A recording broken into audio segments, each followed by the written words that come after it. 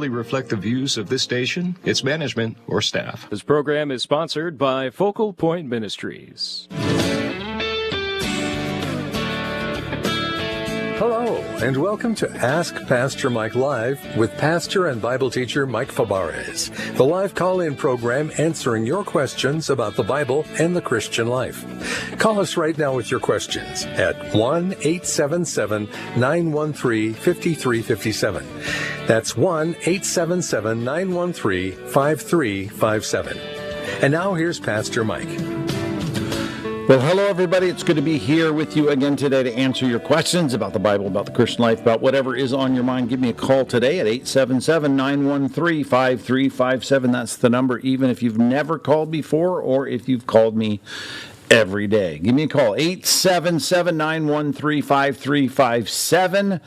We're going to talk about whatever your questions are, whatever might help you. That's my whole goal here, is to be helpful to you, to help you understand God's Word better, help you understand what you should do next in whatever dilemma or crossroads you're facing. I'd love to be of help to you. So give me a call, 877-913-5357. We've got to know what God's Word says. We've got to be committed to doing it. We've got to be all about it, and that's what the show is here for. If you want to get involved in the chats, we've got the chat window going there in the old YouTube universe out there, and all you got to do to find us is go to YouTube and type in Ask Pastor Mike Live, and you can get involved in the chat there. And you can find it on the Mike Fabarez channel, apparently, which I'm not sure I've been to, at least not directly. But it's there, and it's all streamed live. Get involved in the chat. You can be a part of the Peanut Gallery, or you can ask a question. And, whatever. Talk about the weather. Talk about sports. Talk about whatever. But hopefully you'll be edifying, and it'll be a good conversation. Or you go to Facebook. Go to Facebook Live. And we hopefully will have you chatting with us there, too, if you have a question about the Bible or the Christian life.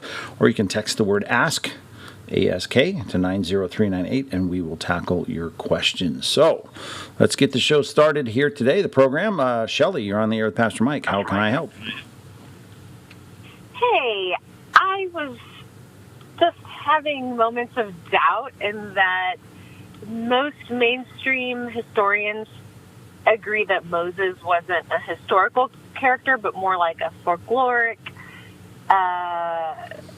character. So I just wanted to see what your thoughts about are on that, how you reconcile that. Well, that's funny that you say that. Where do you get that conclusion from? I mean, where do you've reached this conclusion somehow? How did you hear it from someone, or did you do this research yourself? Like sources such as National Geographic, historians in general, mainstream historians, sort of have a consensus on that. Okay. Have you heard of the Tel Dan Stele? Anything about archaeological work in Megiddo, Hazor, Gezer, any ancient Near Eastern historical work that speaks of the things that Moses wrote about that are all historically validated? I mean, it may not be widely affirmed in some community college class where a guy got his degree in humanities, but if anyone has studied the ancient Near East, there are very few people, unless they've got an axe to grind, that don't take seriously the work of Moses. I was just working on a new book that I've been conscripted here, I feel conscripted to write, and I'm just dealing with the nuances of scholarship in trying to figure out, at least to deal with the issue of how versed was Moses in Paleo Hebrew to be able to write what he did write, and talking about 18th century debates about the literacy of Moses in the 15th century BC. So, I mean, I'm 5 steps away from the historicity of Moses as a figure in scholarship among ancient ancient Near Eastern scholars. Now I'm just dealing with what kind of language was he able to write in,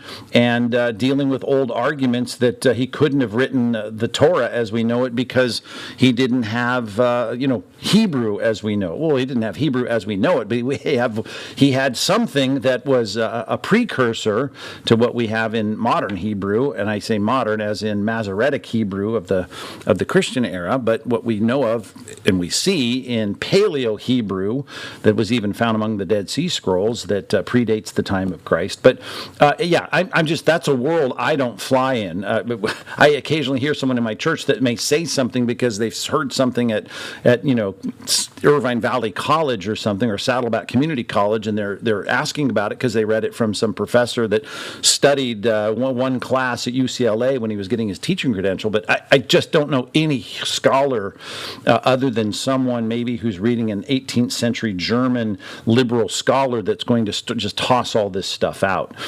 There's a lot of debate. No, that's not true at all. Like, if you look up online, I mean, it's pretty well-established consensus. In fact, I'm even reading right now on AI, who does an overview of all the studies out there. It says most historians and archaeologists agree that there's no concrete evidence to support the historical existence of Moses, and it says that scholars debate viewing him as a mythological or legendary figure, in which case it nullifies, what language would he have spoken, and all of that doesn't even matter if historians say there's no evidence that he even existed as a historical figure.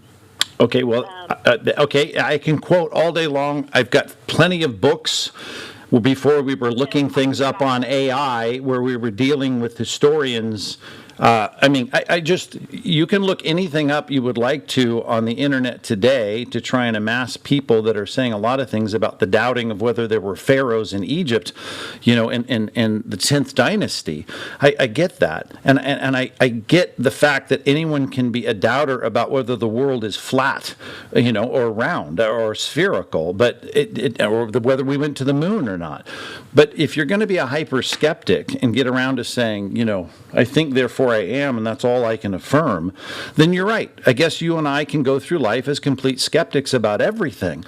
And you can say... Well, I'm not talking about hyper-skepticism, and we're not talking about flat Earth versus round Earth, because there's evidence to support round Earth all day long, but there's no evidence to support that Moses was a historical character. That doesn't mean I'm being hyper-skeptical and only affirming that my existence and nothing else. Like, this is mainstream historians who study this for a living, who have seen the evidence, and none of it corroborates.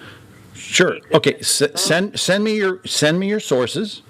Okay. Are you familiar with the Nash Papyrus? The Nash Papyrus. Ever had any? Does that ring a bell at all in your mind? Have you done any work, at least in seeing what we have discovered in the Dead Sea Scrolls and what we have in terms of even the extra biblical writings that are commentaries? Yes. Okay. Yes. Who have you read? A lot of that. It's the Dead Sea Scrolls. First of all... go ahead. Let's talk about the Dead Sea Scrolls. Say it again? What did you say? I said I was just inviting you to continue to talk about the Dead Sea Scrolls. What were you going to say about them? There's no Dead Sea Scrolls that are original writings. No, of course not. And even hearing from Dead Sea Scroll scholars such as Dr. Kip Davis, hearing from Near East Assyriologists and Near East cultural experts such as Dr.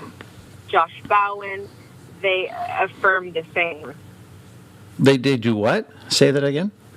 No, I know we have no we have no original manuscripts of any ancient writing. You understand that, right?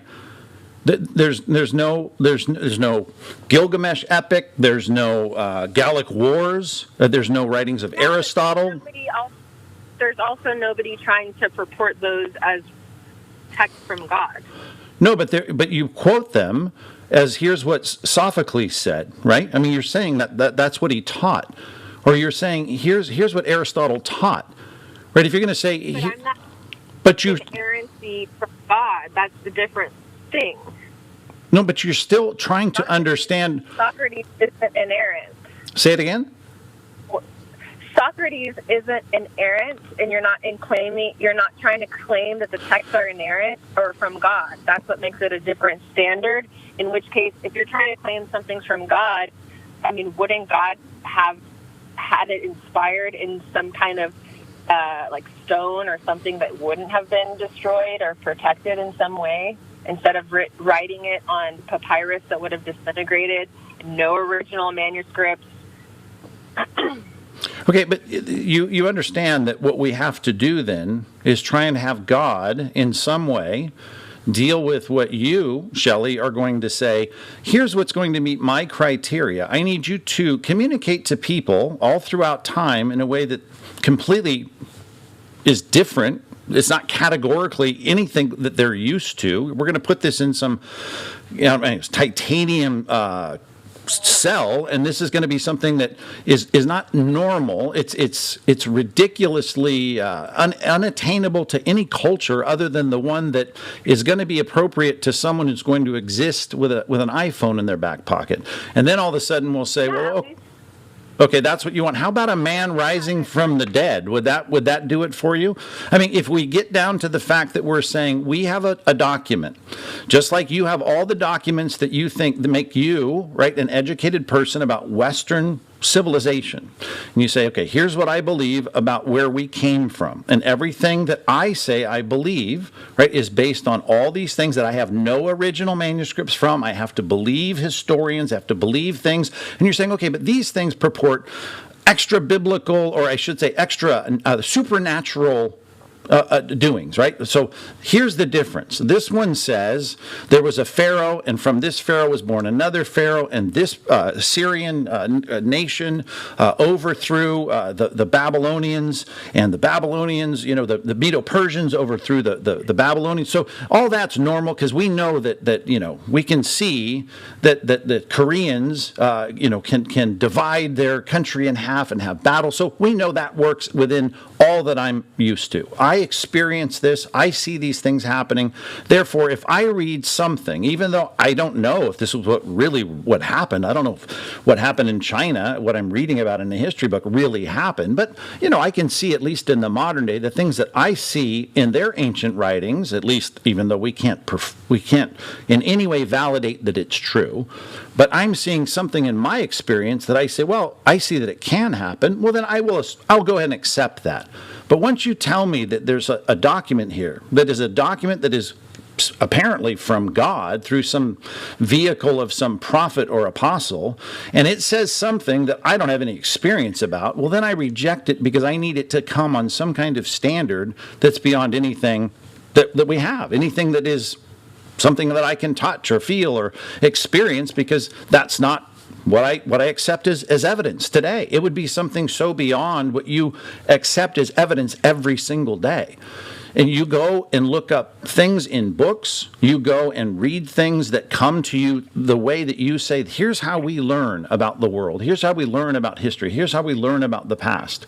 But as soon as it says something that's outside the pale of your experience, right, then you get going to say, I don't accept it. And therefore, you accept a closed reality. And your closed reality is based on your own experience. And if you haven't experienced it, then you can't accept anybody's evidence for it, which is, here's what happened, right? And if you say, well, here's why I don't believe... What is the closed experience? Well, here's what I'm saying. All of Christianity... Evidence from any historians? Here's what I'm saying. The Old Testament, right, is claiming that there's someone coming. This is what Moses wrote about, through the line of a man named Abraham, and he would come to solve a problem of sin, and that sin problem would be solved by a man who would also be God, living in your place, Shelley, and my place, living life the way it should have been lived, then dying in our place so that the punishment of your sin and my sin would be paid for, rising from the dead, right? I would argue argue. No, but wait, let me finish my sentence, Shelley. Let me finish my sentence. And the point is, you're saying God can't become a man. I don't even believe in God, I'm assuming, because I can't see him and validate him. And I certainly don't believe that dead people come back to life, because I know a lot of people that have died and none of them come back to life. So therefore, I reject all of that. And I reject it because my experience doesn't match it. And my experience is uniform against that kind of reality. I don't think God can use people to write a book. I don't believe that he can foretell the future. I don't even know that there is a God because I don't see any evidence of that God. And therefore, I reject it all. And then I'm saying you, Shelley, become the experience and the standard, your experience rather, becomes the standard of all that you accept is true, right? That's how you live your life. And I'm saying No, absolutely not. Okay, then explain your worldview to me. And I can explain. Thank you. Okay, so I understand what you're saying about experience, but I think it's a manipulation of what you're trying to do and say that only based on my experience am I drawing these conclusions. But I think that there is a matter of reality that must fit in to your beliefs. And in this case, the reality of evidence and our standard of truth has not been met. And it's not just mine as a person, individual. This is logically, if you're not falling for wrong data points or using fallacies. And for example, to even think that something that defies the laws of physics, such as resurrection, are you there? I'm here, listening. Okay, perfect. That something that defies the laws of physics and biology as we know them could possibly be proven through ancient literature. There's no way. That would not be a good standard of proof to believe something supernatural. That's not a good standard for believing something. It's not my experience. It's the fact that literature could never prove a supernatural claim. And not to mention, you mentioned Gilgamesh, the Epic of Gilgamesh. Yes. Do you know that according to worldhistory.com, they say that the Genesis was inspired by the Epic of Gilgamesh. The Epic of Gilgamesh has so many similarities in the New Testament. Not the New Testament, Old Testament. The Ark. That's Old Testament, right? Such as, yes, Old Testament, such as the flood, global flood, the Ark, the forbidden fruit, the two of each animal, the gods punishing the people. Like, it's inspired. It's literally, scholars say, inspired Genesis. Have you read the Gilgamesh epic? Mythology. Yes, I have. Okay, so have I. And here's what we learn about the Gilgamesh epic, which is what I learned from it, which you don't and you rejected, that it makes sense. Just like every anthropological study of any culture, ancient culture, they'd speak of a flood story, and I think it makes sense because there must have been a flood.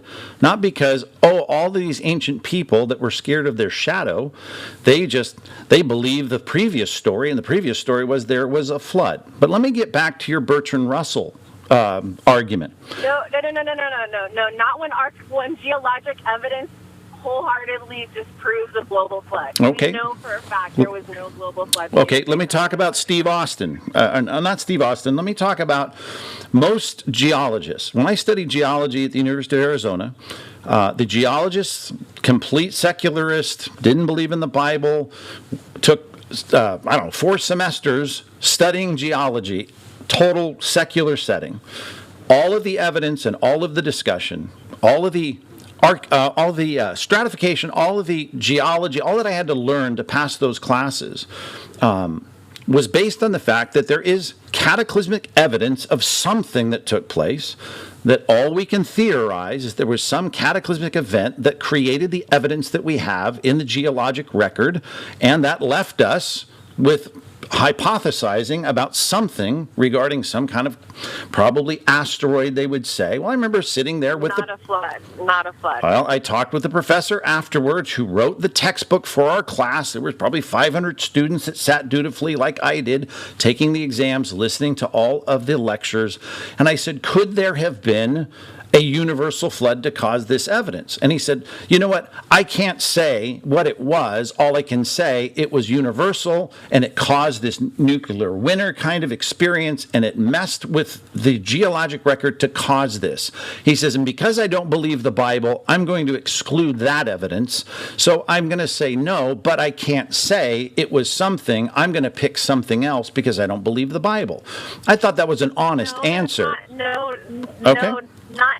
He's not saying I don't believe the Bible. He did say it because I stood there and talked with him. So it's not that. It's that there's no reason to believe that it's a flood. Well, Shelley? There's no reason to believe the Bible is true, so there's no reason to add that as evidence like Shelley? you're doing. You're trying to ask the question, could it have been caused by a flood? Because you're leading with the conclusion in mind. No. That's a bias. Shelley? Jump to a conclusion, you should follow the evidence, and the evidence is not saying that. Okay, well, you should respect me enough to know that I'm not lying to you about my professor who he had the integrity enough to say, I can't tell you what it was. It could have been something like this or that. I can't tell you. If there was such a thing, which I wouldn't know how it would take place, and he was going to say, I don't know. I'm going to hypothesize something that I have no evidence for, but it was something, and I don't believe the Bible, so I'm not going to choose this. And I'm telling you, you say, no, he didn't say that. He did say that, and he was very comfortable as a scientist, as a geologist, to say, that's just not where I place my evidence. And I get that, and I'm all about it. But if we did have a global flood, there is certain geologic impact that we would expect that we don't see. Well, so we do have a lack of evidence to support the notion of a global flood. No, I don't think so. No. I don't know how much geology you studied, but I'm not of that persuasion, having studied what I've studied in terms of geology. I don't agree with that, and I just don't agree with it. I can share with you the study that specifically looked at if there sure, could have been yeah, share it. Send it. What that would have looked like. I get it. By a geologist. But let's go back to Bertrand Russell, because I know the concept of your closed universe, because you said, right, if it's about... Please don't say my universe. You don't know what my beliefs are. You just said it. You just said... Don't tell me my universe is closed. Okay. Here's what you said. Well, let me just ask you then. Do you believe that there's a man that rose from the dead 2,000 years ago? No. Okay. And why don't you believe that? Because it doesn't happen, right? I did not say that. Oh, I don't appreciate you putting my words. Well, you may not appreciate that, but that's how you presented this, Shelley. But you go ahead, rephrase it then. Phrase it however you'd like to phrase it, but we could go back to the tape but phrase it how you'd like to phrase it. Why is it implausible, or whatever you'd like to call it, impossible, or why do you dismiss it out of hand that it did not happen? Because you're saying it did not happen. And you're saying, here's how you put it before, because I can't base this on a literary evidence. Literary evidence does not make me okay. But tell me why you're going to say I can't believe. Why should I believe that the literature saying that somebody didn't die when they died and that they rose, like floated up somehow by some powers? No, this is about biological death and biological life. Where is Jesus right now? Where is Jesus right now? He's in some other dimension. He's clearly not here, but he was dead, killed by professional executioners. And the Persians learned how to execute people on crosses, and the Romans perfected it. They murdered him. He was dead, and then he was raised. We're not talking about him dying. We're talking about him raising. So why should I believe that's true? Right, but here's my question to you, though. You're saying, I don't believe it happened. And I'm trying to show you it's just a classic argument of believing. No, but I'm trying to ask you why. See, you're not letting me finish asking you a question and just requesting an answer. And the answer that I'm trying to get is, why do you say whether it's a radio broadcast or literature or someone walking up to you and saying there's a guy in Torrance that rose from the dead after being dead for 3 days. You're not going to believe the report however you get it, whether you call it literature, broadcast, seagull spelling it out in the sky. I would accept it if it was... Yes? If it was what? The standards of... If it was performed under proper scientific standards, yes, but... If it was done, so you need evidence to support a supernatural claim. Okay, so let's just say 2,000 years ago it happened. What kind of evidence do you need for it to be something that you're going to say 2,000 years later, yep, it happened? How's it going to be? Well, if you were to tell me somebody didn't die and they were still alive, I would like to see them still alive. That would be one. Okay, so your demand is, if this person that died rose again 3 days later, right, there's in some other dimension, because that's the claim, right, that he's somewhere else, it's going to come back. That's the whole promise. He's coming back, and everyone's going to see him. If that's the claim, you're going to say, well, I don't believe it ever happened because I got to see him now. Okay. And if I see him now, then I'll believe it happened. I would like a claim from a first hand witness. Okay, and none of the gospel writers were eyewitnesses. Those are anonymous writings. No, they're not. They are contradictory claims. They're not. My goodness. Not even in agreement with one another, and I can point out how. Okay, and I can support all my claims if you want to challenge me. I would love to, Shelley, because I know you think you know, because this is just the standard community college argument, and it's not true. I mean, you think, I'm assuming, when do you think the Gospel of Matthew was written? When do you think it was written? I'm assuming you think it was written a generation or two after the facts. Is that when you think it was written? How about Luke? When do you think Luke was written? First of all, we don't know. We don't even know who the original writers are. We have no original writers, so there's no way to know. We have no original writers? What does that mean?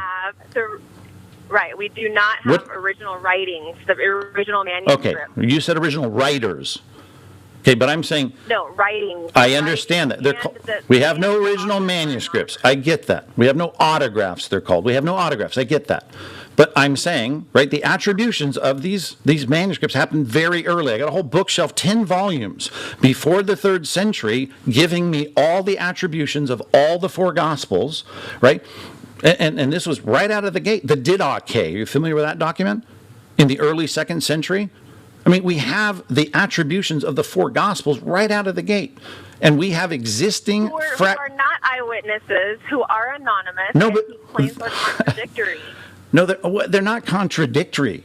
They're just, I'm sorry. I'll give you one example. No, okay, here's the question on the table, and you're obfuscating the point. The point is, and we'll get to your details. I'm all about the details. But I'm saying all 4 of these Gospels are claiming to be all about Jesus dying, being physically, biologically dead, and rising 3 days later. All of them say that clearly. You said none of them were written by eyewitnesses. None of them, and I'm trying to get you to tell me when they were written, and you're saying, well, we don't have the manuscript, so therefore we don't even know when they were written. And I'm saying that's just a lame argument ultimately, Shelley, because these are all being attributed to these authors: Matthew, Mark, Luke, and John, all of them. No, that's not true. It is true. Let me explain. It is true. So let me explain. You can explain all you want, but attributed. Okay, well then let me. It's not attributed. Just because it's attributed to them doesn't mean that they're the actual authors, especially when they were attributed way after the fact. No, how way after the fact? What is way after the fact to you, Shelley? How long is way after the fact? What is 100 years later? That's way after the fact to you. Oh, okay. Yeah. Okay, yeah, but way past anybody's lifetime who would have possibly been an eyewitness. Secondly. Okay, but I've got plenty of proof to the contrary, and we can get into the details of all that. But go ahead. They are anonymous writings. There's no way you're going to tell me that the earliest manuscripts that we do have list who the authors are. They're not eyewitness first-hand statements that are made by the gospel. I would love to get into the details of all of that. I mean, that'd be great. The details are what leads modern scholars to believe that there are multiple authors of the Gospels, and that they were later, that there's evidence in how they're writing and the ideas that they're writing about that point to later writing. Never. It's just not true. Scholars. I spend every single week with my sleeves rolled up in the documents, the fragmentary documents, right? They're all digitized now, that all assemble together, because all we have, right, I agree with you, we have no autographs of these manuscripts, but they all help me reassemble what the original writings, let's just go to Matthew, Mark, Luke, and John, were, right? And we've got them as early as 125, and some have even argued some of these, like at Magdalen College at Cambridge, are perhaps even in the first century. They're fragmentary, I get it, 3 fragments at Cambridge, but I'm saying all of these, right, give us the same exact wording with very little variation, and obviously with hand copies you're going to have some variations. Okay, great. They're going to be very, of course there are. Copies of copies. Of course, there's errors and changes and edits and additions and removals of books and additions. No. Okay, Shelley, that is such a biased leap. All of these variations, right? All the textual variants, we call them, are so minor. And I've got them on my screen right now. All of the New Testament variants are so small as compared to the Old Testament, where we had a whole bunch. Compared to the minute fragments that we have. No. We've got full codices. So many books that were added later. No. What books were added later? Are you talking about the Gnostic Gospels? Have you read the Gnostic Gospels? Chapters. Like what? Name some. I did not say chapters. Like within John. Okay. You're talking about one account of the woman caught in adultery, right? This is one pericope in John's Gospel. No, I'm talking about chapters added. Like what? Which chapter was added in the Gospel of John? 21. No, chapter 21 in John is attested as early as in the John Rylands Papyrus. Look it up. John 21 is clearly represented in the earliest manuscripts of the Gospel of John. The only pericope within John you're going to have is the woman caught in adultery. It's one of the 2 major variations in the earliest manuscripts.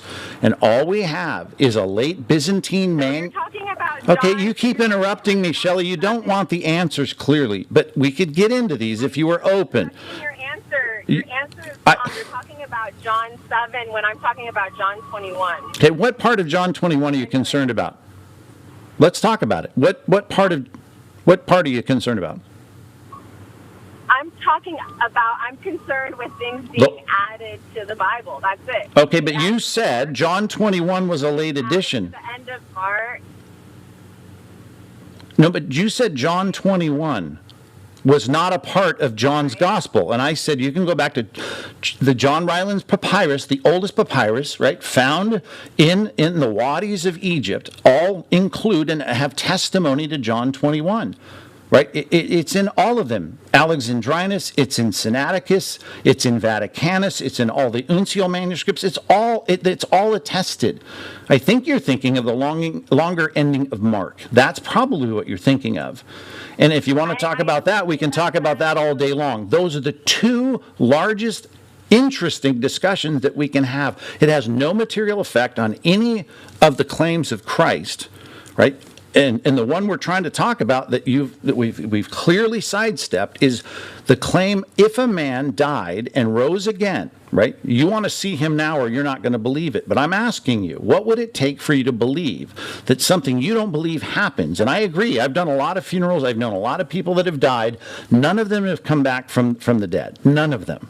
And I'm going to say, how would I ever believe that someone did? And I'm asking you the question, what is your level of proof that you're going to need that someone came back from the dead? And I'm assuming if it's in your lifetime, you've got to see them. But if it's not in your lifetime, what is your level of proof? What are you going to accept? Sure. Let me answer that. So first of all, John 21, going back to that being added later on, just because 21 is in early manuscripts doesn't mean that it wasn't added later on, and doesn't mean that most scholars have good reason to believe that it was added later on. And my point remains that there have been things added through the years, over time, removed, edited, changed. I got to stop you, Shelley. You can say that to some of your friends sitting around sipping lattes, but the Chester Beatty papyrus and the Bodmer papyrus of the 2nd century all have the last chapter of John in it. All of them do. And these go back to the 2nd century. To say this, just because the early manuscripts have it doesn't mean it wasn't added later. How early of a manuscript do you want? I guess you do want one that's signed and a photograph with a thumbs up from the Apostle John for you to believe it. And yet you'll quote any book from Western society that was written in the 3rd century AD, even though we don't have any manuscripts within 500 or 600 years of that. But you'll believe it just because there's no mention of a man rising from the dead. That's where we've got to get back to Lewis and Bertrand Russell arguing about the point of whether or not we accept whether we have a closed universe or an open universe. And I think that's the real philosophical conversation we need to have. Then we can have a conversation about a level of evidence that you'll accept or a level of evidence you won't accept. And that's where I'm going to say, if, let's just, for the sake of not having a 3-hour program, which I don't have, but I've given you more than half of my program today out of respect for you, even though I don't agree with your argument. But here's what I'm going to ask you, Shelley. If you'll respect me enough to ask the question on my own program, let me ask you the question. If I could take the rest of the day, the rest of the week, the rest of the month, or maybe the rest of the year to sit with you every single day and logically answer every single question. And we could take, instead of what we did today with the pachinko machine of going from one question to the next, go through every one of them at a PhD level and get you satisfied, not only with the textual evidence, and go to every museum that has every ancient manuscript, talk to every person that dates a manuscript, or everything that we've got to say, yes, I agree, I've misunderstood some of the evidence. I get the fact that everything that Christians have been saying for generations proved to me that what I've been believing about the evidence about a man who died and rose again, I think it's true. I believe that it's true. I'm just asking you now, would you, as a person in the 21st century, say, I'll become a faithful follower of Christ? Would you do that if all the evidence in your brain was completely satisfied? If the gavel of your mind said, yes, I'm intellectually convinced there is a Jesus that came to live for my sin, because I know I'm not perfect, I'm a sinner, and I need to be forgiven, because I know at one point I'm going to die, and I'm going to have to face a maker that this Jesus says I have. Will I be able to say, I will become a faithful follower of Christ today? Would you do that if you got, let's just pretend we had those 2 years of time or 2 months or however long it took for us to sit down and work through every intellectual question you have? You would become a Christian. Is that what you're saying? It is what I'm saying. And I have if we were able to look at the so-called evidence and it point to a supernatural claim and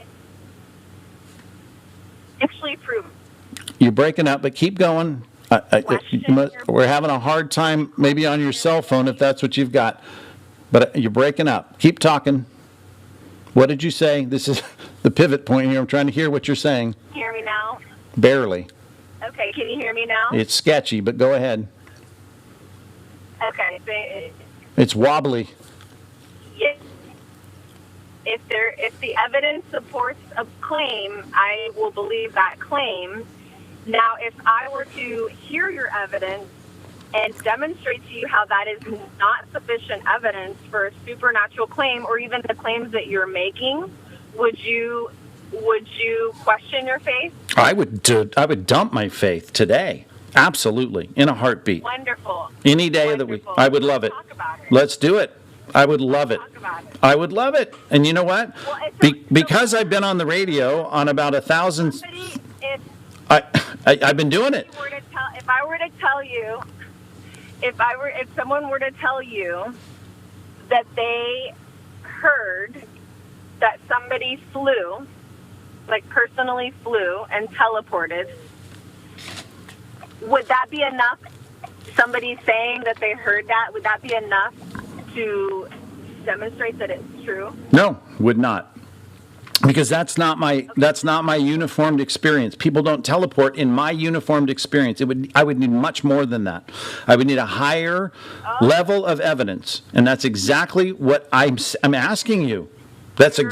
You're saying something is not true just based on Nope. your experience. I say I need more evidence, which is precisely what I'm deferring to. I know that's the fact. And all I'm telling you, if you're saying there is no elevated evidence that we have for the resurrection of Christ, I'm telling you today, Shelley, I'll walk away from this 100%.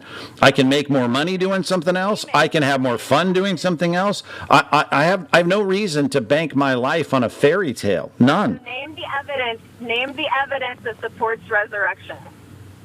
I think we have the evidence of eyewitnesses, which you're trying to sweep under the carpet, and I've given so many hours, thousands of hours, trying to look at the evidence of, do we have eyewitness accounts who gave their lives when at one point they were cowering at his death and yet dying? Oh my goodness. You won't even let me finish my answer, Shelley. I want you to listen back to this whole conversation and listen to how you respond. You don't want to hear my answer. You want to hear yourself win an argument. That's the problem. Shelley. It's a question. Who is the eyewitness? Well, Matthew was a tax collector. His name was Levi. He became a follower of Christ. I've studied these manuscripts. I've been so deep into Matthew, and he has written the Gospel of Matthew. I'm convinced of it. I need a higher standard than just going to a Sunday school class as a kid. The Gospel of John was written by the Apostle John. You're not letting me finish my answer, Shelley. You've got to look in the mirror of how you have this conversation at some point. And you've just got to say, I don't think I'm a reasonable debater. That's what you've got to say. But go ahead, go ahead, say what you're going to say. You're wanting me to answer questions you're not letting me answer. But proceed, please. Go ahead. Tell me what you want to tell me. It's not that I'm not letting you answer, is I'm asking you questions for you to answer. I'm trying. The question is, yes, tell me. What is convincing you that Matthew is the eyewitness author of the book of Matthew? Because I have read manuscripts, and I've been to Cambridge. I've concerned myself with the ancient manuscripts that I know are dated by papyrologists. What is the reason? Because I think historians who know these things, I've got some of them, replicas at least, on my wall. I've spent time studying ancient Greek. What is the reason? The evidence is overwhelming to me that Matthew wrote the book of Matthew. What is the evidence? You haven't said. The evidence of the book of Matthew is that we have an absolutely verified literary evidence of a book that has manuscripts all over the Byzantine Empire, the Alexandrian Empire. How do you know? What is the evidence that Matthew is the author of the book of Matthew? You're not answering the question. Because of his eyewitness accounts of what took place that harmonize perfectly with what John said and what Paul taught and what Luke wrote as his amanuensis and Mark as well. No. How do you know he is a witness? How do you know he is the author of the book of Matthew?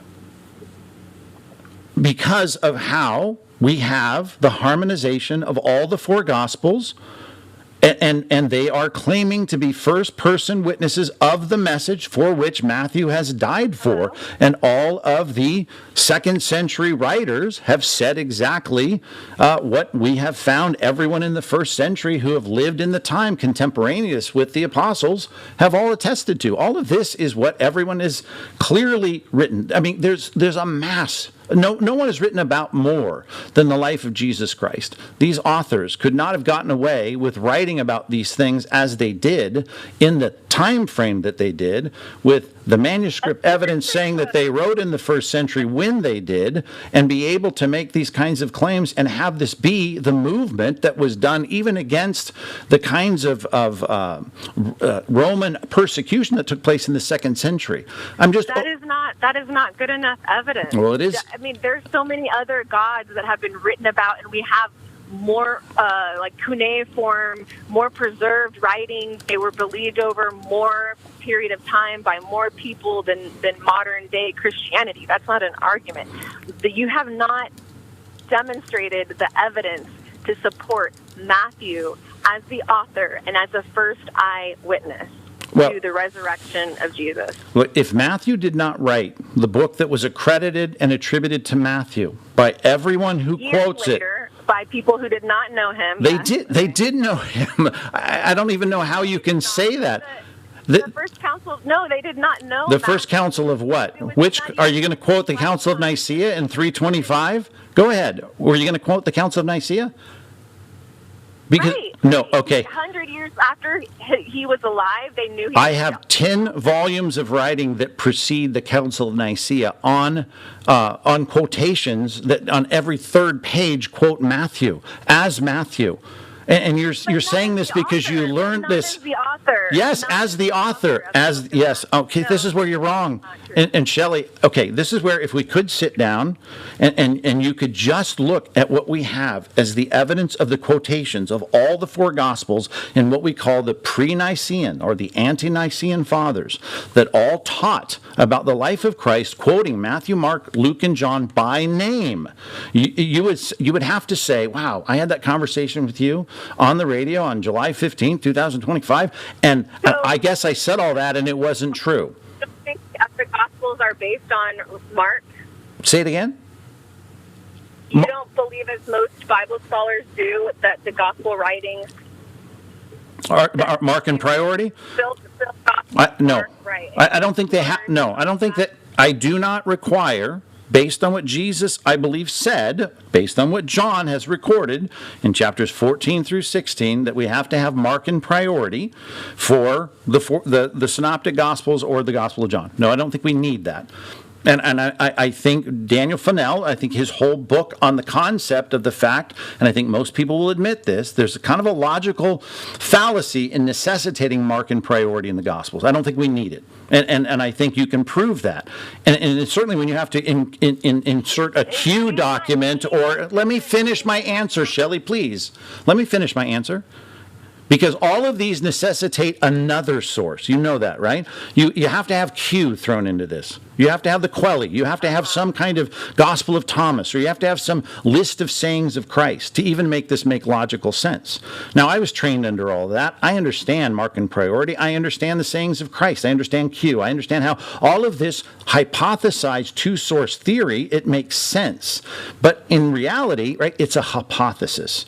In the end, I look at what Jesus did, which was a miraculous thing, I believe, being risen from the dead, which really is preceded by a textual reality, which is the prophecies about him, preceding him, which is a kind of miracle on paper, which I do believe is one prophecy. Micah 5:2, that he would be born in Bethlehem, and that's in the Dead Sea Scrolls. That's the only one. That's the only one. Oh, is it? How about the Davidic covenant about who he would be?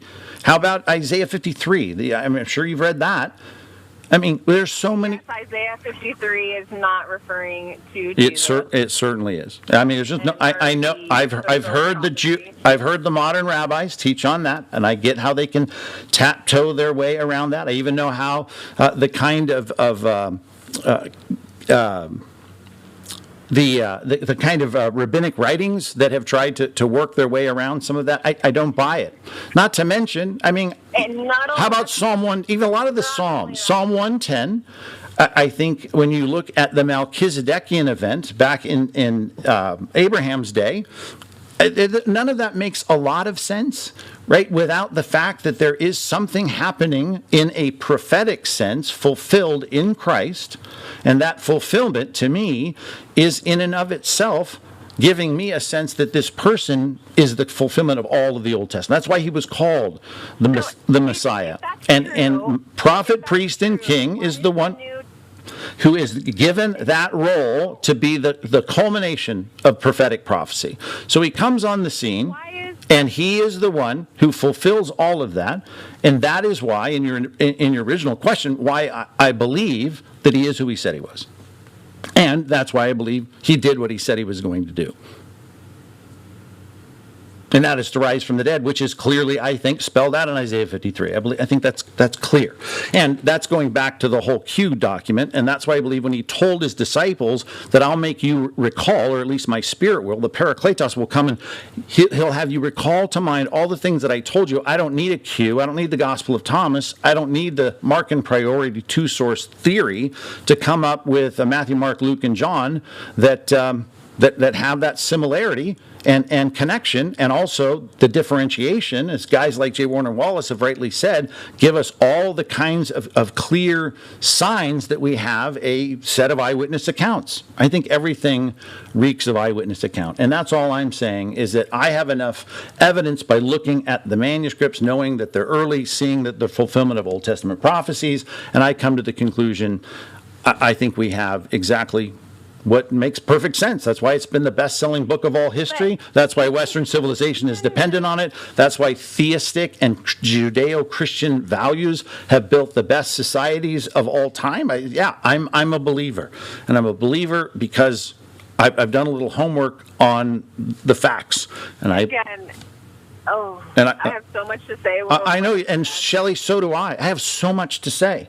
And I've given you the entire program today to say it. Well, wonderful. Is it wonderful, though? Do you have any gratitude, at least for that all the other people that have called or written in with their questions, I wanted at least to show you the respect that I want you to at least say what I'm willing to say. I'll walk away from it today, right? I will walk away. I'm stuck with this problem. I don't think, right, you want to talk about breaking rules, things that I can't see. I don't think we came from nothing. I think nothing produces nothing. I think the problem of why is there something rather than nothing is a philosophical problem. Please don't interrupt me. No, you can't interrupt me this time. I have a philosophical problem with that. I have to say I'm stuck. Speaking of Aristotle, I'm stuck with the fact that I know you can answer it, but I'm not going to let you right now. Please let me finish.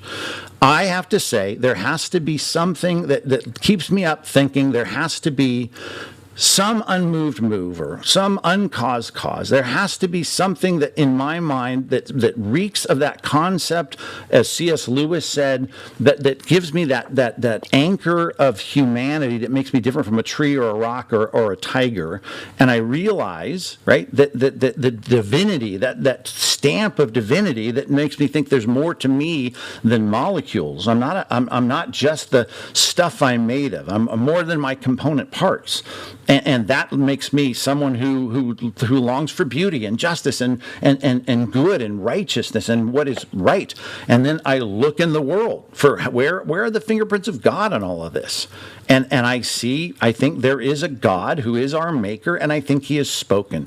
And all of that makes sense. And as Francis Schaeffer said, those are the two basic presuppositions. And I get it, Shelley, if you don't have those presuppositions, we'll never reason to the same place. But with those presuppositions, let me finish. If I have those presuppositions, are you going anywhere? I feel like you're just rambling just so that you can. Well, you may. Okay. Well, I'm sorry you feel that way. I'm trying to tell you why I've arrived at this position, but I'm willing to abandon it all if it doesn't in some way add up. But I'm stuck with where I'm at because I believe there is a God and I believe he has spoken. I'm looking for the best place where I have seen God speak. And I think this is absolutely fulfilling to me to look within the pages of Scripture and to see, and looking behind the pages of Scripture to see what substantiates that. And I believe that God has spoken in the pages of Scripture. And if you can say behind the curtain, here's Oz, it's all been made up, and I have absolute undeniable proof of it, I'd walk away. And I'd hope if I could show you through the hard work of doing the work of finding the wisdom of what it is to substantiate this and to take your presuppositions perhaps that have led you astray, which I think, we can all be led astray by our presuppositions, but my two are fundamental. There is a God. I think he's revealed himself. I believe he's revealed himself clearly and spoken in the text of Scripture, and that leads me to be a biblical Christian, and that's why I do what I do. Give me the last word because we're out of time. Shelley, what do you want to say?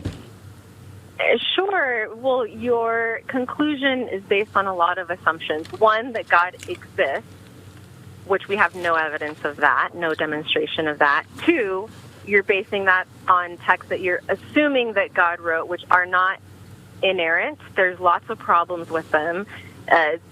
Synoptic problem is one of the many, many problems. It's anachronistic with history. It's out of line with what we know about biology, physics, the world today. So it's not in line with reality. And if God were real and evident, we should be able to see that reflected in our reality. There's no miraculous healing or paraplegic people being able to walk again. We're not seeing that in reality. I know you mentioned that you believe because, oh, wow, this is nice text, we're building a great society out of it. That's not evidence that it's true, first of all. Secondly, there's a lot of harm that biblical teachings are causing, such as hatred towards homosexuals, such as not caring enough for our planet because you think God's just going to heal it. Okay. Shelley, sounds like you're rambling. I'm not sure where you're going either, but I just wanted a short wrap-up from you. I wanted your final word. I'll give you 10 more seconds because I'm out of time. I'll let you finish. Well, this is my program, not yours, so I'll give you 10 seconds. Go ahead, 10 seconds. All right. There is an explanation of how we got here. It's called sex. We are different than other species. It's called genetics. There are... All right, we're out of time here, Shelley. Thanks. Appreciate it. Hey, if you're listening today, I understand all of us have to deal with the ultimate questions. And we deal with a lot of people that have heard a lot of things about the reality of Christianity. But what we need is to get back to the basic fundamental presuppositions. We start there at least. And I know this is a bit heady, but we've got to figure out whether or not there is a God or not. To say there is no evidence of God and to say there's no evidence of him speaking, well, then that does leave us in a whole different place. And I just think it's hard for us to deal with the reality of saying there is a God, he hasn't spoken, there isn't a God, he hasn't spoken, or there is a God, he has spoken, but we don't know where he has, or he has spoken imperfectly. All the things that Shelley has brought up today on the program, including the fact, talking about the synoptic gospel, mark and priority, a lot of that for a lot of you, I'm sure you think, I'm not even sure what she's talking about. Man, all of those can be an entire course. As a matter of fact, a lot of these are entire courses. Talking about the synoptic problem, I remember taking that years and years ago as just a whole semester class. So I know that these are things that probably you encounter. We can deal with these one at a time as we go through the program. Thankfully, we've got more time. And I know I put a lot of you off just to spend time with Shelley today, but maybe in some way it was helpful to you. And if not, sorry. We'll talk to you tomorrow. Bye-bye.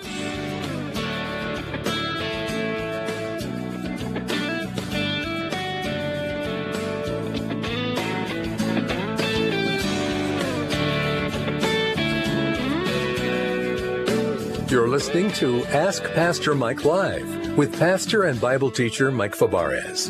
For more straightforward Bible teaching from Pastor Mike, listen to our Focal Point broadcast on this station. And you can look up our full broadcast schedule on PastorMike.com. This is Dave Drury for Focal Point Ministries, hoping you'll join us next time for more Ask Pastor Mike Live.